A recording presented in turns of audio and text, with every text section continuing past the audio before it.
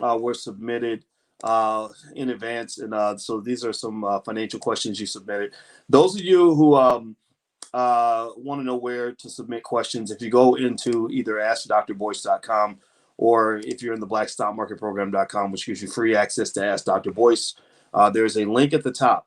There's a link at the top of your curriculum section that shows you where you can actually leave your questions for me, and I will answer your question in the recorded video. I will email you the recording after, and I also will use your name so you'll know specifically that I'm answering your specific question. Now, one of the things I want to mention to you guys is actually this morning I wrote, check your email, because I wrote an article this morning about this Korean guy who was pretty much considered like a failure. I mean, in business terms, his businesses hadn't been doing very well, and but now he's a billionaire, and he made his money in video games. And the reason I decided to write this article is because a lot of you have kids that love video games, right?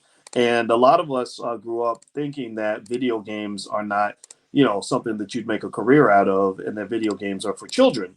Well, I'm just here to tell you that that's not true. I mean, the video game industry is worth tens of billions of dollars, and so um, there.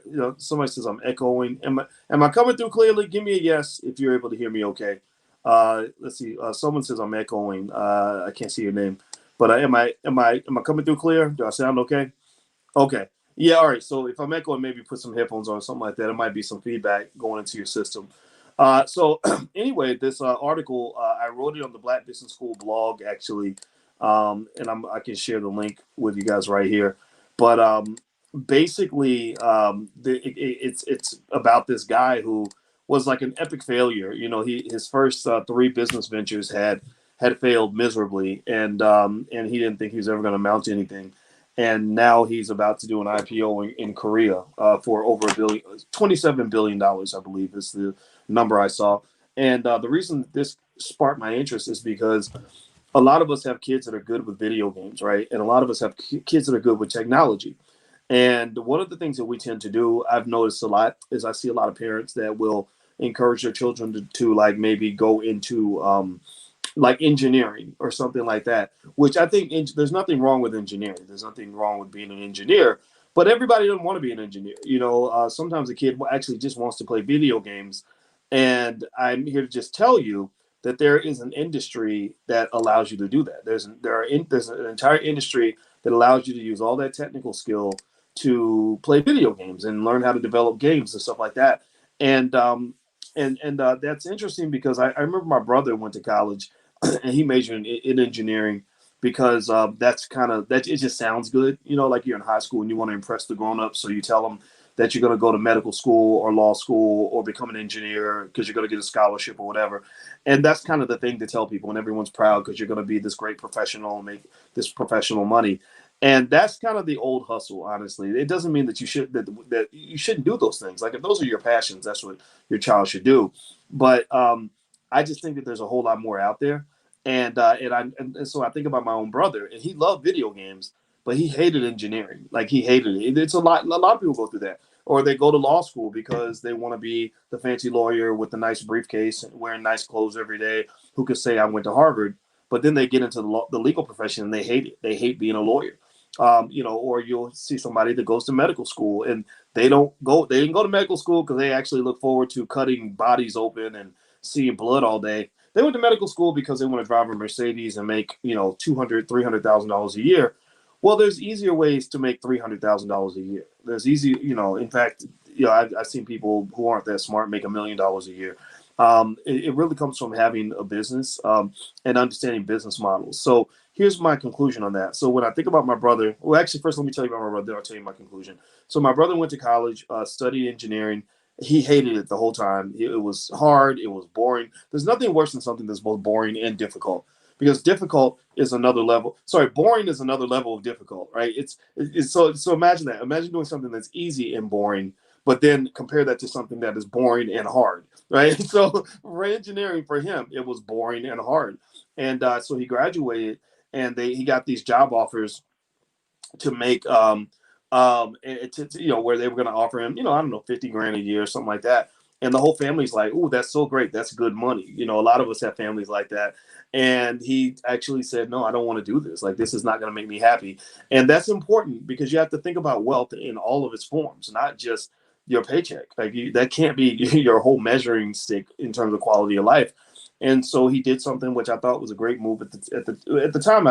We didn't know how it was going to work out, but it was great for him. He ended up starting a business. He's never worked for anybody, and he's made millions of dollars. And he's extremely happy, and he gets to be a great parent. He has 2 kids now. He spends time with his children. He's home with his children all day long, and he's been around the world, and he's had this great, fulfilling life. He gets to do work in the Black community. It's like a great experience, as opposed to, drudging along as a Ford employee. It's sort of, working this job that he didn't want to do. Nothing wrong with working for Ford. Nothing wrong with being an engineer. Let me make that clear. But if that's not what you want to do, then there are other things out there you can do. And the thing about the video game industry is that that's where the money is. It's like hair, like some people think that there's something wrong with you if you want to go into the hair business or become a hairstylist. Well, actually, that's where the money is. So yeah, you go where the money is. That's the key to making money is figure out where the money is and go where the money is. Don't go away from the money. And that whole idea of being the Black professional has become, it's faded a little more every year because the wages of workers in America have not gone up in real dollar terms, especially even for those that have college degrees. And so effectively the student loan debt has gone up, but the wages have not gone up. So a lot of Black college graduates can't pay their debt, and we've talked about this before. And so it's kind of like it takes away the allure of that whole, I'm a great Black professional with a fancy job kind of thing. And then also, why not go into something that you're passionate about? Let me tell you something about genius. People that tend to be geniuses and stuff that are really, really super good at it, they're good at it because they're obsessed with it almost to the point of an addiction. Like, and the things you get addicted to are not things that make you feel bad. You get addicted to things that make you feel good. So like the best runners in the world are people that literally get a runner's high. They are addicted to running. They feel weird if they don't run for a couple of days. People that become great at any sport, or it's because they're passionate about the sport. They would do it for free. Entrepreneurs who become really good at what they do, or computer programmers who become great at what they do, they just love it, And I can tell you, for example, I'm very good at what I do. Black wealth and Black economics, and talking to Black people about Black economics is something that I love to do. It's something I do in my spare time. I do it. I do that inside my head. I'm always finding out, thinking of creative ways to talk about it and think about it and process it. It's a passion for me, and it has a purpose and a meaning. Like it's like I know why I do this, right? And when you know the why, then your brain automatically figures out the how, and you get better at the how than people who don't have the why. So there are a lot of people who go through the how, but they don't even know the why. So it's like I'm going to go to school and become an engineer, and you're like, well, why? Well, I don't know. My parents told me to do it. That's not good enough. You're not gonna be great at anything, and you're gonna be underpaid, and you're gonna be miserable, and your life isn't gonna be what you want it to be. Figure out who you want to be and what's going to make you happy and pursue that, and then find the business model around that. This is why learning business at an early age is so important for your children, because it's one thing if you pursue your passion and your passion leaves you broke. The reason that people pursue their passion and their passion leaves them broke a lot of times is because they don't understand business models. They don't understand that, whenever there's any sort of interest out here that people pursue, there is money somewhere to be found. There is an economy around that. If everybody loves comic books, well, there's a comic book industry, right? If you love, I don't know, if you love plastic bottles of vitamins, right? there's an industry around vitamins, right? If you're passionate about fitness, there's an industry around fitness. And so what I suggest you do, and this is what I mentioned in that article, and you guys can go, feel free to take a look at it. I put it on my Facebook page. If you go to facebook.com/Dr. Boyce Watkins, you can also find it there. In that article, the key point that I was making in it is to say that with your children, all of your children should learn how to start a business by the age of 12 as a rite of passage. They should understand business models so that when they find their passion, they can make a living at their passion. You don't have to become a millionaire. Some of your kids are going to become millionaires and billionaires and all that, and that's great if that's what they want to do. But I'm not talking about becoming a millionaire or a billionaire. I'm talking about just making $5,000 a month doing what you love so you don't have to go slave away for your oppressor in order to pay your bills. Like I'm talking about just at least avoiding misery like a football. I'm thinking about football analogies because I'm a football fan and Super Bowl and all that's coming up. It's like if you're backed up, if your offense is backed up into the end zone, your number one job is to protect the ball and not get sacked in the end zone for safety. Just get the ball out of the end zone, and then you can think about scoring a touchdown later, right? So for a lot of us, it's getting away from the strugglenomics. Strugglenomics tends to be most prevalent among people who are not trained economically. Like if you consider, for example, there's a few hundred of you listening now, and then a few thousand people will hear the video by the time it's done. So that's a decent number of people, but that's nothing compared to the amount of people that would be listening if I was some ignorant rapper talking about how I love to have sex with my baby's mamas, right? The problem that you have is that people embrace ignorance, they embrace all the things that are unproductive, and then they wonder why they don't have a productive life. Well, you're smarter than that, and I'm just telling you that the formulas are out there. So what I encourage you to do is make sure your child knows the basics of business models or how to start a business before they're 12 years old. That should be a requirement. Also, you should start owning stock for them when they're little. My brother had a baby 3 days ago. That baby owns more stock than most adults already. That baby already has more stock than most adults, and he's 3 days old. Your children should be getting shares of stock when they are born. Also, real estate is not a bad thing to know. I'll tell you what. When you become a landowner and you can find a rental market for that property, your renter will pay your mortgage for you. You don't even have to do it, and they will pay it, and you will make money without getting out of bed. That is how easy it is to make money if you learn even the basics of property ownership and rental property, things like that. Okay, so I hope that helps you, and I hope that this helps you in terms of talking to your kids. This is a real conversation that we're having with our 17-year-old who sits in the other room. He has an office next to mine, and we thought that having his office next to mine would give us time to spend together. He don't come over and talk to me that much. He sits in there, and you know what he does all day? He plays video games with his friends. Some of y'all got kids that do the same thing, right? But so what I do is I catch him, I'll catch him in the hallway, and I'll just say, hey, man, I see you love video games. Did you ever think about majoring in video games? Now, his father's an engineer, and he's going to go to college for engineering. But I'm like, if you got all those technical skills and you love video games, there's a whole multi-billion-dollar industry in video games. You may want to take a look at that. And he's taking a look. And also, he's going to study entrepreneurship in addition to engineering because that's where the Elon Musks come from and the Jeff Bezoses come from. Jeff Bezos and Elon Musk have two things in common. They both understand entrepreneurship. They both understand technology. That's what allowed them to scale into these guys that have insane amounts of money. Now, your child may not have as much money as Jeff Bezos, but I hope that they do. But they may not. But it's not that hard. I know a lot of people who've made maybe $5 million last year by scaling their technology, or who maybe make like $80,000 a month, or some amount of money that takes you into the stratosphere. Like there's no job out here that's going to pay you 80 grand a month unless you're playing in the NBA or the NFL. Right. So I want your children to have a shot at the big money. Like, I mean, think about it. Think about how many kids in our community roll the dice to try to become NBA or NFL players, and 99.9% of them never succeed. Well, if you're going to roll the dice on trying to become a millionaire entrepreneur, because there's tens of thousands of those. They're pretty common. That's not a big deal. But making it to the NBA, being the next LeBron James, that's really hard. So, but starting a solid business is not. It's very easy to do if you know what you're doing. All right, so let me go back into this. And by the way, our entrepreneurship program for children in our business school for children is blackmillionairesoftomorrow.com. That's blackmillionairesoftomorrow.com. So feel free to go take a look at that if that's of interest to you. If you want our help in getting your kids where you want them to go. All right. So let's see the next question I want to answer here. Sorry, I'm looking for more of the questions. Put your question in the Q&A section. If you're inside the chat, put it in the Q&A section. And I'm going to answer the questions you submitted in advance first. Those are going to be the first questions I answer. And I'm going to answer them in a rapid fire sort of fashion. Right now, in terms of investing, if you want to see something that's pretty interesting story, I did a video this morning on the Black Financial Channel about Ripple XRP, which is a very popular cryptocurrency that's under an SEC investigation. There's a lot going on with that I think you may want to pay attention to if you're into the world of crypto. I think that Ripple lawsuit is going to disappear. I think that, or either disappear or be resolved in some way, largely because the former chairman of the SEC was not in support of that lawsuit. So if you want to know what I'm talking about, XRP was a really popular cryptocurrency. It's, I think the market value is like $14 billion or something. And the SEC came back after 7 years of this cryptocurrency trading without any problems. Now they're claiming that it was an unregistered security, and they're getting all these exchanges to delist it.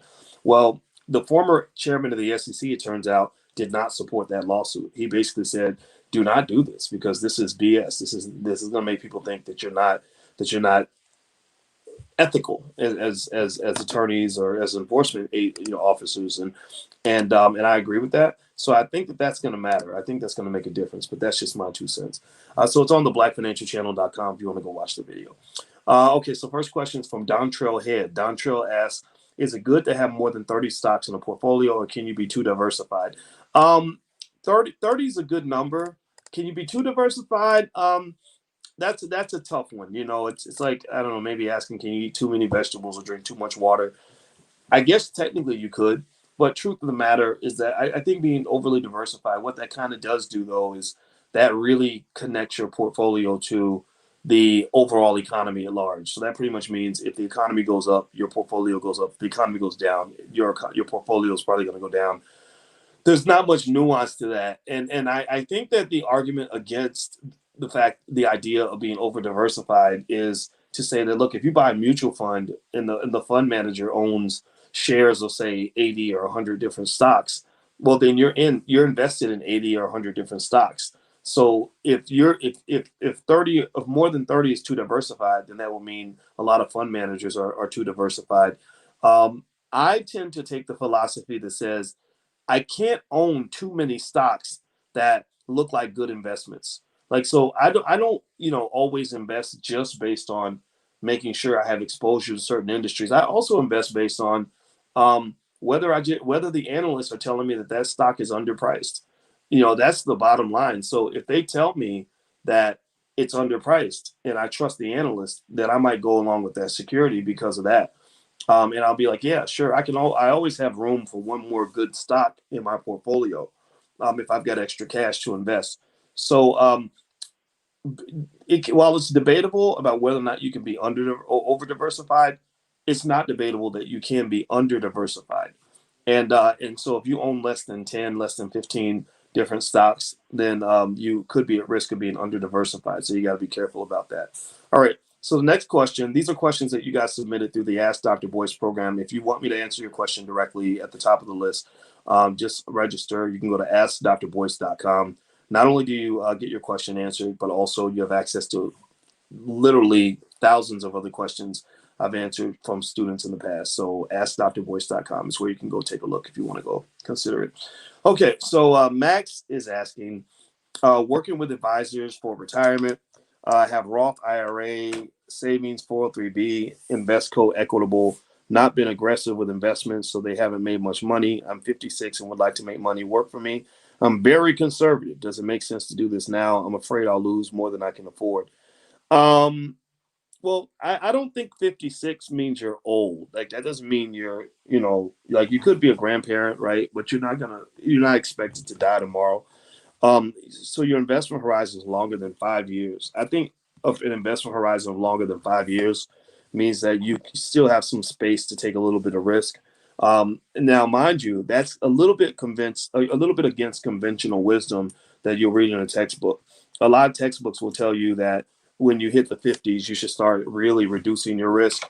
I don't agree with that. Again, because I have a PhD, I'm qualified to question what's in a textbook.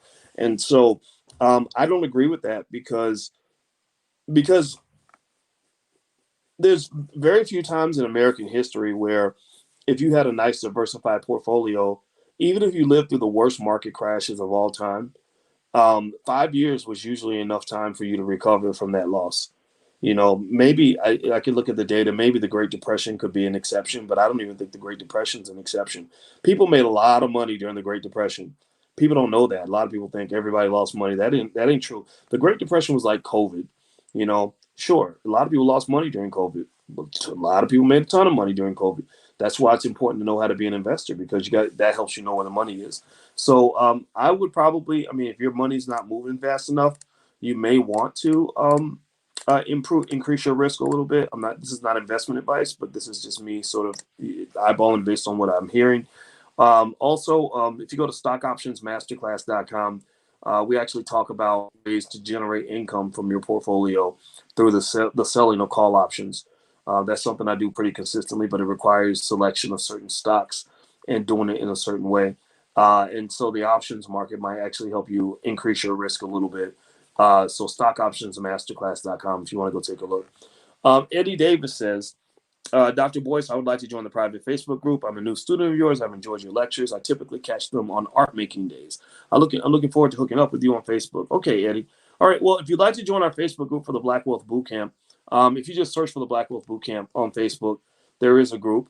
You have to be in the Black Wealth Bootcamp to get into that particular group. But there's also pages that I have, like my Financial Juneteenth with Dr. Boyce page. You don't have to be in a group in order to be on that page. The Facebook groups are where we do more conversation, things like that. But if you search for the Black Wealth Bootcamp, you can do it that way. Another thing is you can email support@theblackbusinessschool.com, and the support team can guide you to Facebook pages and resources that we have. So email support@theblackbusinessschool.com. Juanita says, okay, how do I start to buy stocks? Which stocks do I buy? How much money do I use to buy stocks? Where do I go find stocks to purchase? Okay. First of all, if you go to the blackstockmarketprogram.com, there's a lot of information in there specifically on content on that explains exactly how to do all those things, right? It will be hard for me to answer the question in enough time to answer a lot of other questions. That's a pretty deep, you're talking about a semester's worth of information here. But what I would say is the best way to start buying stocks is actually another URL you can use that has a free training on it. It's firstshareofstock.com. It's firstshareofstock.com. That's where I literally show you how to buy your first share of stock. Firstshareofstock.com. If you guys haven't gone to that page, take a look at that. How do you pick which stocks to buy? Well, that's a complex process. It comes down to what you are trying to do with your portfolio, what industries you want to be invested in, things like that. Also, how much money do I use to buy stocks? You only need $5. You can buy stocks on Cash App right now for $5. Where do I go to find stocks to purchase? Cash App, Robinhood, E-Trade, Ameritrade. You can go to Acorns, Stash, etc. So there's a lot of places you can go. All right. And so our stock market investing program, which is pretty comprehensive, that also gives you free access to Ask Dr. Boyce, is at theblackstockmarketprogram.com, theblackstockmarketprogram.com. It's really good. And there's a money back guarantee if you're not happy for any reason. But it's so great. Like, you won't want your money back because you're going to love it. Chris, Dr. Watkins, what options platform do you use? Well, I do some options trading on straight up on Robinhood. I use E-Trade. There's another one called Tastyworks that I use. So Tastyworks, E-Trade, and Robinhood. That's pretty much where I do most of my options activity. All right. Next question has come from.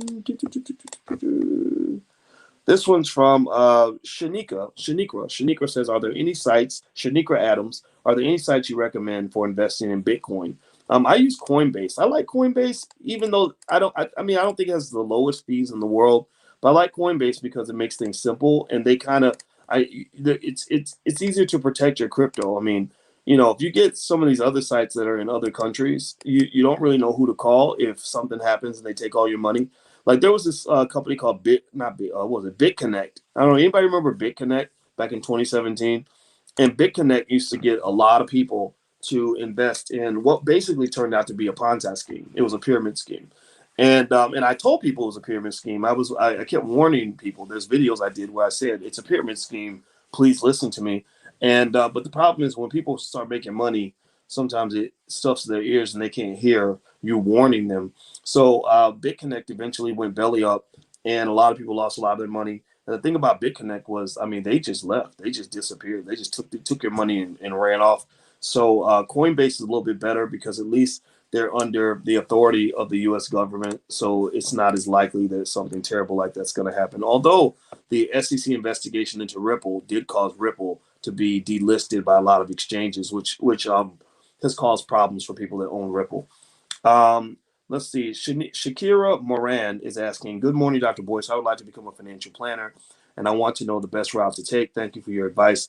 Well, first of all, Shakira, I think that's great. I think that becoming a financial planner, I would first look into the licenses that you need. I can't name the particular licenses that you have to obtain or the tests you have to take, but there's certification necessary. So having some sort of certification can give your clients comfort in allowing you to plan their finances.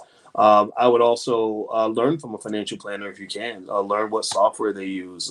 Learn how they serve their clients, but then even just as importantly, how do they market? How do they find clients in the first place? I would dig into it. Start with a Google search, how to become a financial planner, and then just read up on what certifications you need to have. Try to learn from people who've already done it. Maybe there's a school that a lot of the financial planners go to where they get a degree or certification from that school, and they can then take that and market that, and then at that point learn how to market yourself.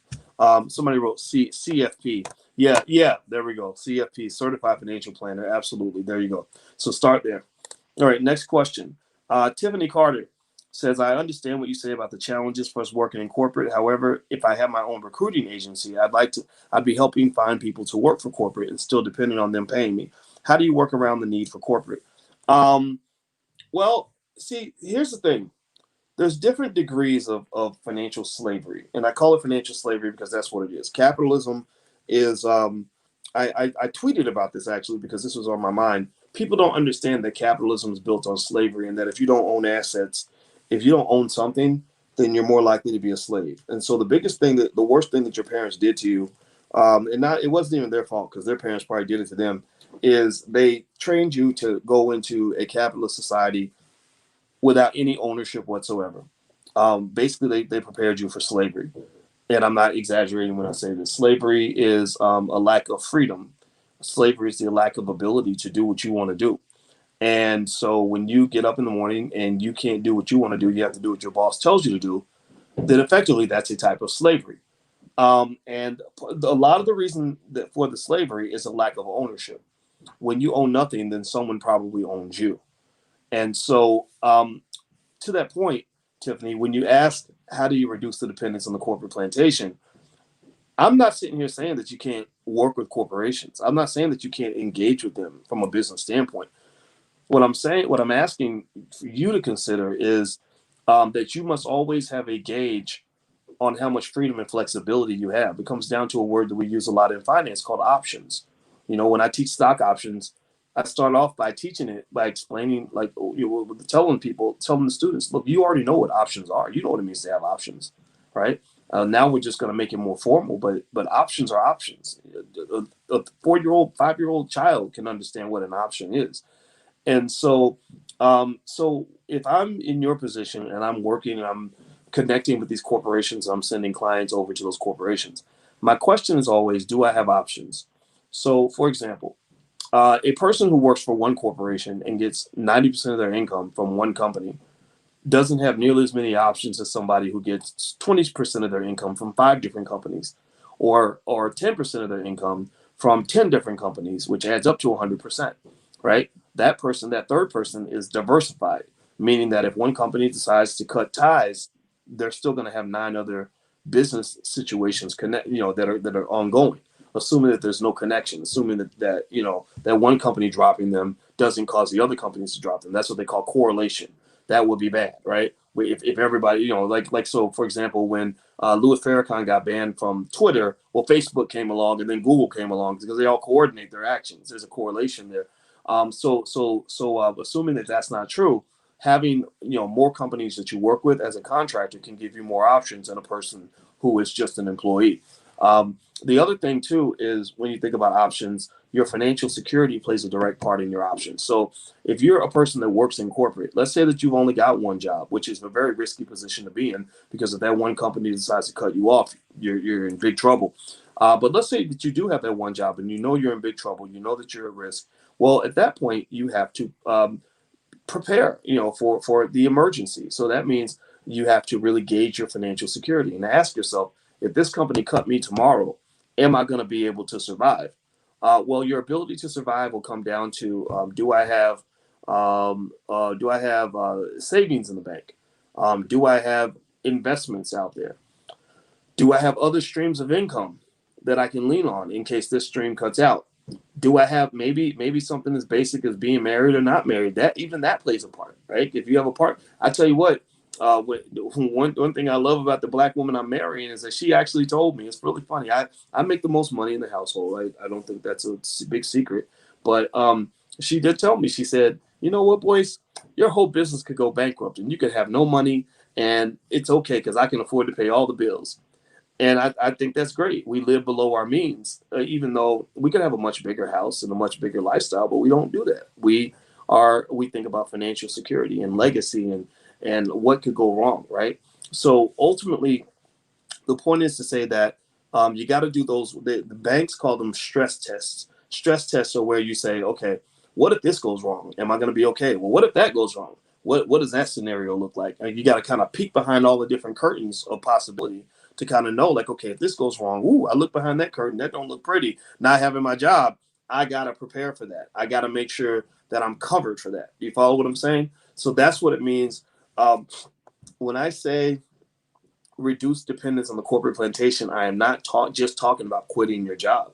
If you like your job, keep your job, but you should, no matter whether you keep your job or not, you should never be fully dependent on the corporate plantation, because that's a very dangerous place to be in a capitalist society, especially if you're black. I mean, my God, you're black. If you don't know that that's risky by now, then I don't know if I can help you. All right, so next question comes from Tiffany Carter again. She says, in the past, I worked as an independent recruiter for a client I networked to get years ago. I did a 1099 instead of LLC or proprietary, but struggled because I needed to pay my own benefits. What is the best avenue to start a business with no money, or the least expensive route? Well, when you start a business with no money, you can do that. I mean, some of the forms and documents do have a cost associated with them. If you go to the last lecture in the Black Wealth Bootcamp, log in at blackwealthbootcamp.com. I actually lay out some of the steps to starting your business, and we're going to actually finish those steps this week. But in particular, in terms of getting the business started with no money, I would encourage you to lean on human capital in the non-financial ways that you're able to invest in your business without actual money. Because your biggest assets when you start something like a consulting firm and you're doing it solo, your biggest assets are not your money. Your assets typically tend to be your experience, your free time, and maybe your network. Those are kind of your three biggest assets. And you can invest in those things without hardly any money at all until you get enough cash to make some of the other investments. You can even get employees or team members, in your company if you're creative about it. So for example, when I started my business and I didn't have a lot of cash, I actually got my cousin to come work for me for probably 1/5 of what she was worth by doing an IOU process where I said, look, if you come and work for me for this amount, then I'll pay you this much now, but we can put the rest in the IOU. And I promise you that within a year, I'll pay back the IOU. I'm good for it. You've been knowing, we've been seeing each other at grandma's house for the last, 20 something years. So, I'm not going to stiff you. And she took the deal and it was great. It worked out for everybody. She made the money. She was able to stay home with her family. And I was able to get a quality team member that I could actually trust that could help me do some of the work. And so what she didn't realize she was doing was she was actually giving me debt financing. She was financing my business. She just wasn't financing it with money. She was financing it with capital. Capital, money is a type of capital, but all capital is not money. Most capital is not money. So if you don't have money, don't think you don't have capital. And in fact, even if you do have money, don't focus on the money. Focus on the non-financial capital first, and then get to the money later. Because if you have too much money, you can run into what is called the free cash flow problem. The free cash flow problem is where you have so much cash floating around that you end up wasting it. That's a real financial theory, and that's a real problem a lot of corporations have. Okay, last question from Tiffany Carter. Tiffany's taking advantage of Ask Dr. Boyce. So, well, yeah, if you enroll in AskDrBoyce.com, you can try to keep it to 3 questions each week. Like don't go more than 3 because I want to get everybody in here. But Tiffany did 3 questions, and that's totally fine. So Tiffany Carter, is it better to buy a business LLC or proprietorship that has been started already and is being sold by the state or government, or is it better to start a brand new registered LLC or proprietorship? I've never bought an LLC that was being sold by the government. I'll be real careful about that. When Tiffany, if you're buying other people's stuff, this is not financial advice, but this is just my initial thought. I wouldn't buy a business in that context because you're buying baggage. You're buying something that's already out there and has a history and all these other problems, and that's just not something that seems like that much fun. So just starting the LLC, I think is perfectly fine. I think if I were to buy a business, first of all, I'd have to really trust the people who were selling me the business, that they were going to give me good records and a good market. I'd have to really, talk to some experts, make sure that the money's real. And then two, and of course, you'd have to have lawyers involved and all that. And then two, I would look for cash flow. I don't mind investing in businesses where there's money already being made. What I do not like is investing in businesses where it's just a hope and a dream. That's how people lose money, is they invest in things that don't have any potential whatsoever. And I think that's a bad move. Now, by the way, the questions I just answered were those that were submitted by students in advance. So if you're in AskDrBoyce.com, you can submit your questions every week. You get free access to AskDrBoyce.com with a membership in the Black Stock Market Program. So if you are in the blackstockmarketprogram.com or AskDrBoyce.com, your questions get answered first. So I'm going to go through now and look at some of the questions submitted inside the private Zoom. Those of you who are not in the Zoom, some of you are listening from outside the Zoom. If you want to come in closer, you can either go to AskDrBoyce.com, or you can, at the very least, make sure you get into the Black Business School so that I can let you guys know when we do the Q&As. Okay, so next question is a question from Lydia Moore. Lydia Moore says, I have some extra money and I'm considering investing in deep in the money stock option contracts. The contracts will be for at least a year for quality companies. What are your thoughts on this strategy? Lydia, I like that strategy a lot. It sounds like you're in the stock options masterclass or something like that, which is good. Deep in the money options. I actually, if you log in at stockoptionsmasterclass.com, I actually show you a strategy that I use with deep in the money options. But I like it. I think it's great. That's exactly what I do. I did that this morning. Like, that's how much I like that strategy. I literally this morning bought some deep in the money options on a company that I wanted to be connected to. Now, this was not like one of the companies I've talked to you guys about that I've done that with is Disney. And Disney's quality, it's a strong company. They know how to make money. But I actually did this with a cannabis company, and it was a company that had a little bit of volatility. But sometimes I like to add a little spice to my portfolio by getting things that have a tremendous upside. And I'll tell you what, since Biden got elected, that man has made our family so much money because I think that the Democratic Party taking over increases the likelihood of the legalization of cannabis. And let me just say this in advance. I believe that when Joe Biden announces that he's stepping down, which is going to happen, I don't think he's going to finish his first term. He definitely isn't going to finish his second. I would bet almost anything on it. Kamala Harris is going to take over. Why is that important? Well, because Kamala already told you that she's going to not decriminalize cannabis. She's going to legalize it. There's a difference there. Joe Biden has said he'll decriminalize it. Kamala went on the Breakfast Club and said she smoked weed listening to Biggie and Pac in 1988 when she was in college. Even though Biggie and Pac were not released yet, everybody talked about that part. But the more important part of that statement is that she's basically saying that smoking weed is okay. Well, guess what? When that becomes okay, fully okay, the floodgates will open. The cannabis market will be a lot like the crypto market. It's going to be pretty powerful, in my 2 cents. Bristol Stevenson, what's up, Doc? If I buy a call option on Robinhood, it tells me how much I'm spending, but how do I know how much I'm making? Usually with the options, Bristol, they'll show you, if you go scroll down your Robinhood app, it'll show you how much your profit was and stuff like that. So just kind of look around, and you should see it right in there. It's right in there. Let's see. Vernon says, I was in your options class. I didn't get it. What is a suggested curriculum for someone just starting that knows nothing about the stock market? I just want to start at the beginning. Like, what is a stock? The best program for that is the blackstockmarketprogram.com, theblackstockmarketprogram.com. And also, Vernon, if you felt like the options program was over your head, you should have a lifetime membership, actually, if you did the masterclass. Then email support at theblackbusinessschool.com. Tell them what happened. Tell them that, it was a little bit advanced for you. And just tell them to cut you a really good deal on whatever program you need to get what you need. Okay. So the blackstockmarketprogram.com, the first month is actually free. So you can try for 30 days for free. And that literally the stock market is my specialty. Like, that's what I wrote my dissertation on. So I wanted you to know every single thing I could possibly think to teach you to make sure that you are prepared. And the fun part is that you don't actually have to sit and take notes and take exams and all that. Just sit back and just listen to me talk about it and explain things.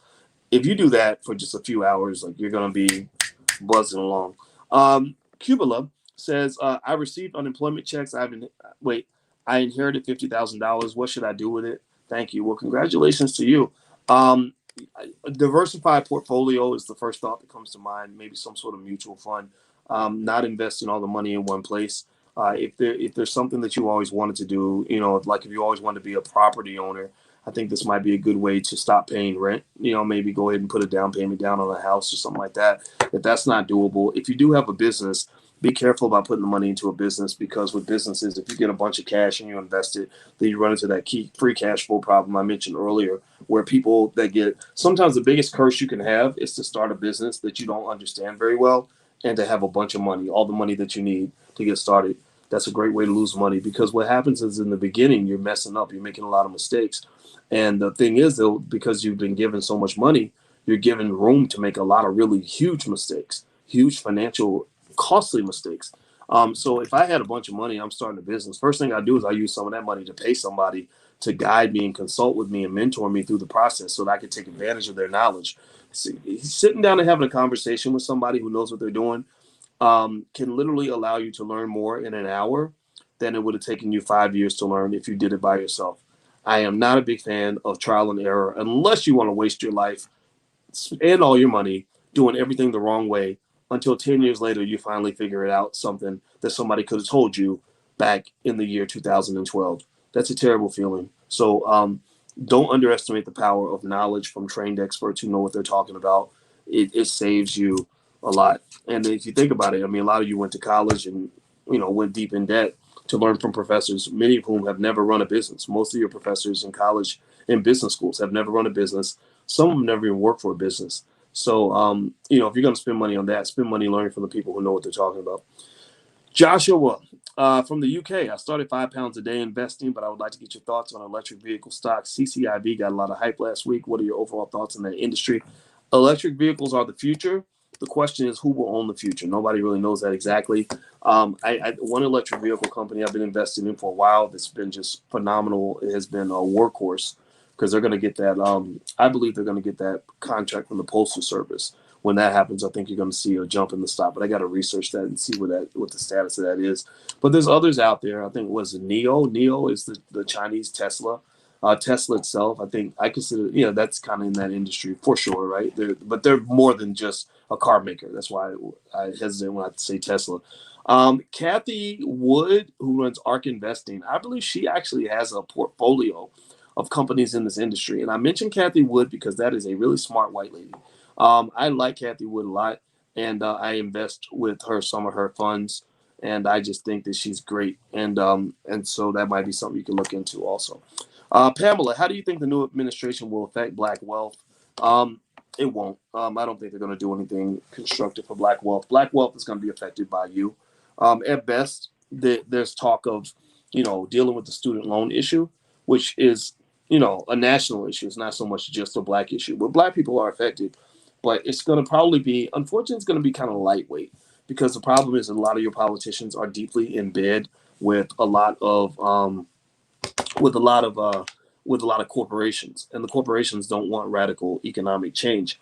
So they'll probably do something like they might announce that they're going to forgive $10,000 worth of student loan debt, which is fine. But I'd rather see you take the reins of that situation and learn how to accelerate your income through business ownership, investment, and real estate, than to sit around hoping that the government's going to, throw you a job or cut a little bit of your debt. I don't think that's good. That's not how you prosper in this country. Curly, have you heard of the magic formula? No, I have not. You have to tell me what it is. Mahasin A. Tariq says, my IRA statement says in asset summary. I'm sorry. I wish I could understand what the question was. I apologize. It doesn't compute for me. My apologies. Rosalind, advice for a huge family mess. Grandma just died. We had reverse mortgage. 170-year-old kids and grandkids live pretty much rent free. Okay, rent free. All right, reverse mortgage. Okay. All right. Utilities removed years ago. Want to encourage not to let property go. In area completely taken over by Hispanics. Blacks now own only 4%. It's a mess though. Yeah. I think that, family messes happen a lot of times because we don't prepare for grandma dying. And if the kids were living rent free, then yeah, that's going to be a problem. They're going to have to figure out a way to either hold on to the property or find a place to live. I'm surprised they weren't helping grandma. I hope, helping grandma with the bills. Like I hope that they were helping grandma with the bills. I hate that. I'm sorry. That's a personal bias I have. I think if you're a young person, you're able bodied, and you live with your parents or your grandparents, you should be contributing to the bills. Seriously, I just don't understand. If you are able bodied and you have the ability to get up out of bed and go make some money, you should be contributing. Why would you let grandma pay all the bills? What is wrong with you? I hate that. It makes me angry. I'm not gonna lie. But anyway, but that's me. That's my personal, personal baggage that I'm carrying into this because I've obviously seen this in my own family and I don't like it. So with that said, though, I think that you maybe talking to an attorney could be a good starting point to figure out how to hold on to the property, and figuring out just where your situation is. It's probably going to cost you some money, but between all of you, you should be able to come with the resources to make something happen. If not, then everyone may have to move on. Let's see, Dennis. Good morning, Dr. Boyce. Says Charles Schwab acquired TD Ameritrade. Should I do business with Schwab instead of your recommendation to the Ameritrade months ago? I didn't know anything about that, but let me see. Let me look this up because I haven't. Charles Schwab, TD Ameritrade.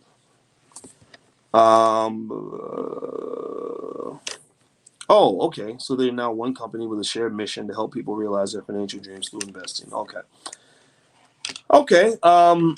They're now part of one company. I don't know if they're two separate brands or not. I think you could still go to TD Ameritrade. I mean, I think TDAmeritrade.com is still up. So I don't see any reason why you'd have to pick one company over the other. I mean, they're both still there. So I guess the merger was just done for synergy reasons or to make more money. But a lot of companies do that. They'll merge and they'll still have two separate brands. So yeah, I wouldn't necessarily have a fear of TD Ameritrade because of that. But I'm not recommending TD Ameritrade, just so you know. I did that training. What he's talking about is a training on firstshareofstock.com. If you go to firstshareofstock.com, you can check it out. Um, I wasn't recommending TD Ameritrade. I was using them as an example. And I want to make that 100% clear, just because when you talk to a lot of people, you got to kind of clarify that stuff. Romero, how do I know how much I can make on one option contract? Is the profit in the spread of the Bollinger Bands? You don't have to go into all that. If you want to know how much you can make, you can actually on E-Trade, they actually have an options analyzer where you can actually put in different price points and see how much money you would make at different price points. So you might want to start with something like that. Or generally speaking, like if I buy an option, I put up $500 to buy a bunch of stock options, then that's my basis, right? That's my investment, right? So if the option price goes up to a certain level, if I can sell those same options I just bought for say $1,000, then my profit is 1,000 minus $500 or $500. Or another way to look at it would be 500 over 500, which would be 100% profit, right? So it's really no different from buying a house. Like you don't have to think about options in terms of exercising them. Some people exercise options, right? When the options hit the strike price or hit maturity, you don't have to exercise. Buying options without exercising is what I think 90 something percent of all options never get exercised. It's just like sex. About 99% of the time that people have sex, there is no baby. They don't actually have a baby and raise a child. They just did it, right? So options are the same way. Options are kind of like doing it without actually having the baby, right? It's a weird analogy, but I'm sure you understand what I'm talking about. So I figured that would be the best way to explain it. Let's see here. Mahaseen says the asset summary says 1% cash. Okay. So this is in your retirement account. 1% cash, bank deposits 994, 15% equities 19,000, 84% mutual funds 120,000. I need the cash, money funds, and bank deposits to be what the equity is. How can I work that out? Well, I mean, increasing your cash just involves putting more cash in there. If you want to make them all balanced, then you could just I'm not telling you what to do. This is not investment advice, but you can actually just sell some of your mutual funds and move your money over into equities and into your bank deposits. Um, but I mean, remember though, when you take your money out of your mutual funds, you're going to lose your growth. So you're it looks like you've got a lot of growth and investment in your mutual funds. I don't know what funds you own, and I don't know what equities you own, but equities in your mutual funds are probably driving a lot of your wealth. I don't personally keep a lot of cash. I like my money to work for me, so I don't. I personally don't see anything wrong with the layout that you have, as long as you're well diversified. Or maybe you can look into real estate or something like that just to spread it out. Uh-oh. Hold on. Let me see here. Let me know if you can hear me. Give me a yes. Give me a yes if you can hear me. My computer's acting real weird right now. Can you still hear me? Okay, let me plug my microphone in because this is a stupid thing. When it gets disconnected, it starts to do weird stuff. Okay, I plugged in my microphone. Okay, can you hear me in my microphone? Say yes twice if you hear me now. Say yes, yes. Okay, good. Thank you. Wow, you guys are smart. I appreciate it. All right. Let's see here. Okay, moving on. Will this Q&A be recorded? Yes, it's going to be inside. If you log into AskDrBoyce.com, it'll be right there, and I'll put the date on it so you can see it. Mahaseen says, I need 35,000 out of this account because this is the only place I have a large amount of money, but it is all invested. But I need to use some of the cash value right now. Well, one thing you could do to use your cash without selling anything is you could borrow against it. Like if you use your investment account as collateral for a loan, you can do that. So that's what I've seen people do that. So that allows you to get the cash without having to sell anything. Because when you sell, remember when you sell an asset, you're not just losing the chicken, you're losing the eggs, meaning that you're losing all the growth potential. You're selling seeds. Your money is a seed. And if you sell a seed, then you're not just selling the seed, you're selling whatever the seed was going to become. So be cautious about selling your seeds. I'm not telling you not to, I'm just telling you that wealth builders plant their seeds. That's how people get rich. How do you know? Oh, you already asked about the option contract. What would I do with $50,000? I like mutual funds, diversified mutual funds. With COVID, what is your opinion on buying apartment complexes, Denise? Unless it was a really good deal and you have tremendous experience in the real estate industry, I don't know if I jump into that. If you do jump into it, I would pay somebody to guide you and go walk into it with you. I wouldn't just jump in without any experience. Simone Pinckney, as it relates to risk, any advice on getting someone to spread their money out instead of putting all their trust in a government thrift savings plan? Um, Simone, I think maybe if you show them how much money they're going to lose by not putting their money to work for them, you could try that. But some people, fear is a really powerful thing. I don't know how to overcome. I don't know how to teach people to overcome fear because that's personal, that's emotional. So, oof. Um, let's see. How much do you like the stock NIO? Asked Henry.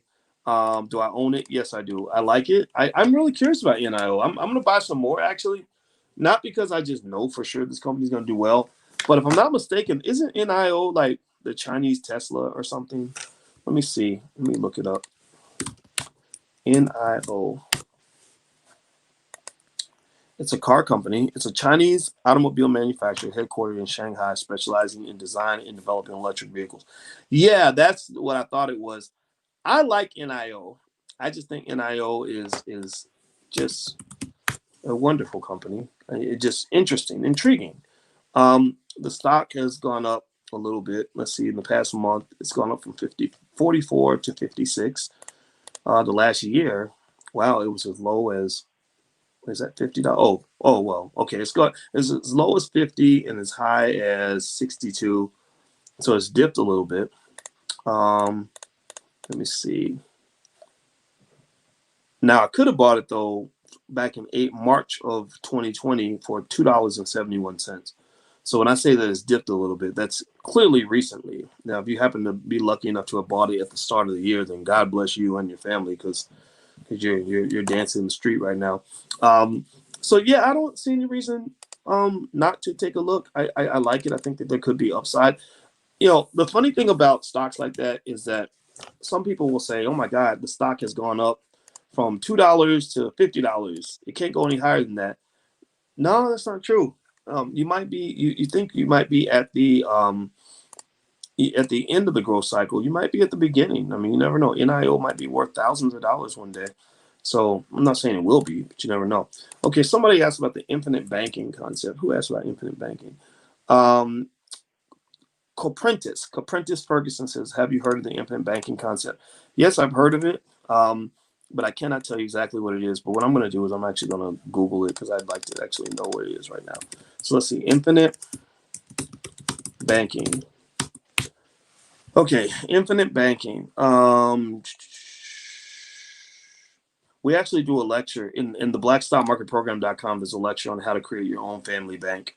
But this, I don't think this is infinite banking because this is something that is, like I put that together just specifically for Black people. Like white people don't know the family bank lecture. So you can actually go to the blackstockmarketprogram.com if you want to take a look. Infinite banking refers to a process by which an individual becomes his or her own banker. The infinite banking concept was created by Nielsen Nash in his book, Becoming Your Own Banker. Nash talks about the use of whole life insurance policies that distribute dividends and how owning such policies allows individuals to dictate the cash flow in their lives by borrowing against or from themselves instead of depending on banks or lenders for loans. Okay, so what they're referring to is basically the idea of forming your own capital base. That's what that is. The reason that you go get a bank loan is because banks provide a specific service. They have a big pile, and a lot of institutions could function as banks if they wanted to. Um, Basically, they got this big pile of resources. A university calls this an endowment.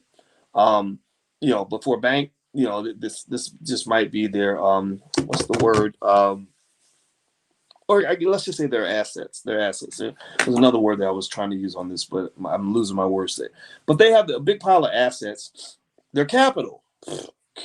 Okay, so they got a big pile of capital, and they loan you the capital so you can go and make an investment, and you pay them interest, and then you go take the risk on your investment. If it works out or doesn't work out, they don't care. They just want you to pay them back interest, like almost like the fee you paid to get a rental car. They don't care what you do with the car as long as you bring the car back and you pay them what you owe. Okay. Um, Infinite banking is basically saying that you could theoretically become your own bank, and that is true. And because all that banking, becoming your own bank comes down to is having an endowment. This is something that I've spoken with you guys about for many years because Black families struggle economically because we don't have an endowment. And because it's not part of our cultural value system. We don't understand the importance of having an endowment. What is an endowment? What is a capital base?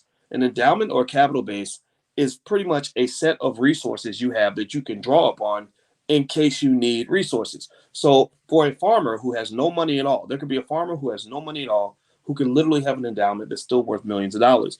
Let's say that he has cows and pigs and chickens, he has some farmland, and he has some apple trees on his property.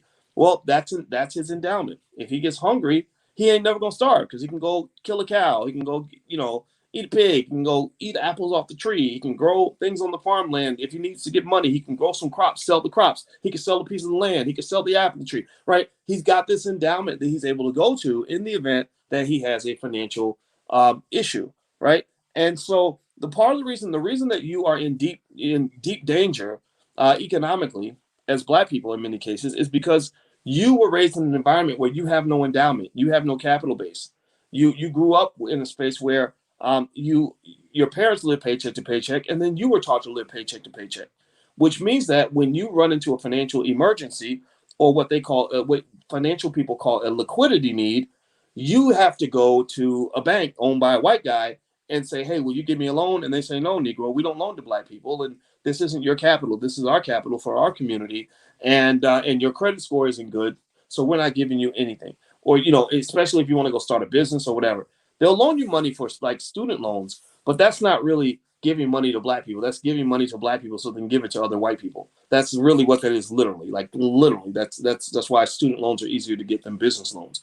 And so, among other reasons, it's more complex than that, but that's kind of what it is. So, the best way you can be financially secure is to learn how to create your own family bank. This can be done. Infinite banking is nothing more than a slightly differently structured process for doing that basic thing, creating your own endowment. In this case, it looks like he's talking about whole life insurance policies. You don't need to own a whole life insurance policy in order to have an endowment. You just don't. If you want to actually, I have a lecture on this that is free that you can have right now. If you go to 100yearfamilyplan.com, go to 100yearfamilyplan.com. I'm going to share my screen so you can see it. Here's the screen. It literally says the 100-year Black Family Financial Plan, how to create generational freedom and legacy by building your family bank. So if you click this link, you can download the lecture, and that's the page right there. So feel free to go take a look at that page. That's me, and I'm looking kind of weird in that suit, but you get the point. Okay, so 100-year, the number 100, 100yearfamilyplan.com. I don't talk about it much, but that lecture is free, and that's one of the.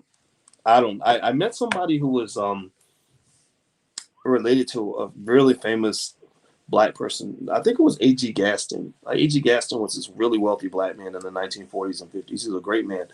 And he heard the lecture, and he came up and he gave me a great compliment. He said, "That's the best lecture I've ever heard in my life." And so when I tell you that it's impactful, it will change your life, and it will set your family up for generations to come. I'm not exaggerating when I say that. I don't like to brag on myself too much, but sometimes I realize sometimes I have to do that. Sometimes I got to tell you the truth when I tell you that there are some things that I understand about this that I don't think anybody else actually gets.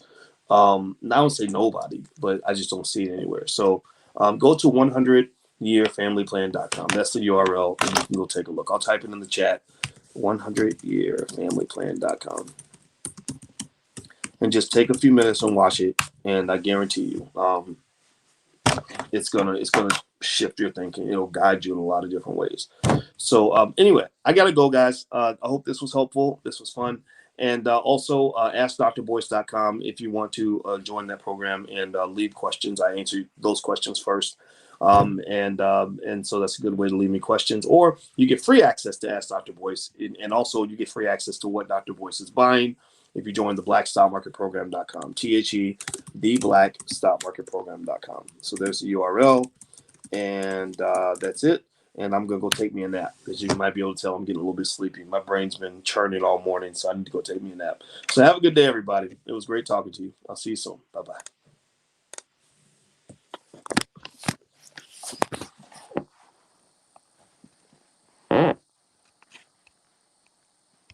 Hey, everybody. That's the URL for the Black Stock Market Program if you're interested. So thank you guys for listening, and I'll talk to you guys soon. Take care.